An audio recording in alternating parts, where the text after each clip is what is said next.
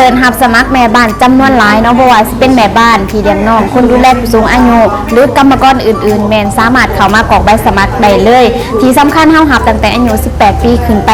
55 ปีสำหรับผู้หญิงระหว่างรอท่าเวียกเนาะเฮาจะมีที่พักให้ฟรีอยู่ในศูนย์เด้อถ้าใครสนใจสามารถเข้ามาสมัครได้เลยและมื้อนี้จะมีงานมาแจ้งอีกเนาะก็คืองานที่1เป็นงานดูแลผู้สูงอายุในจ้างให้เงินเดือน15,000บ่เฮ็ดงานนี่แม่นอยู่ดุสิตมีในจ้างอยู่3คนมีแมว1ตัวขอคนที่บ่ย้านแมวเฮ็ดหน้าที่ดูแลผู้สูงอายุ1คนเป็นผู้ชายเนาะอายุ87 ปี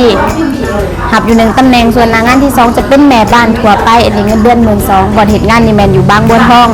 มีในจ้าง4คนบ่มีสัตว์เลี้ยงเนาะเฮ็ดหน้าที่ทำความสะอาดบ้านซักผ้ารีดผ้าส่วนงานแม่บ้านไปเช้าเย็นกลับอันนี้บ่เฮ็ดงานนี่แม่นอยู่สมุทรปราการเด้อ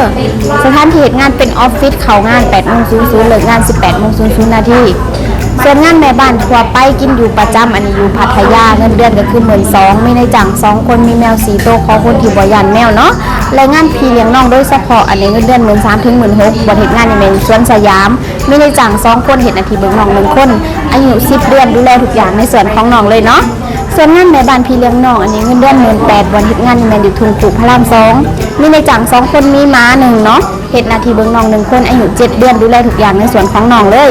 ส่วนงานแม่บ้านทั่วไปจะไปกลับก็ได้หรือว่าจะอยู่ประจำก็ได้เนาะอยู่มหาไซสมุทรสาครมีในจ้างหาคนถ้าไปกลับก็จะเข้างาน 8:00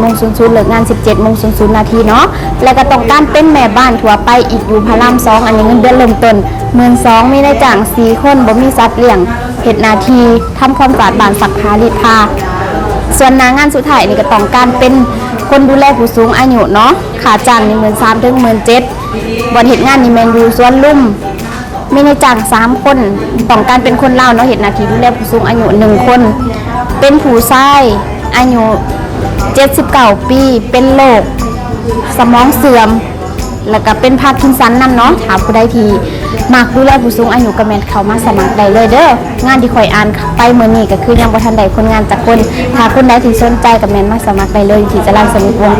82/1เฮาเปิดให้บริการทุกมื้อเด้อสำหรับวันนี้ลาไปก่อนเด้อทุกคนสบายดี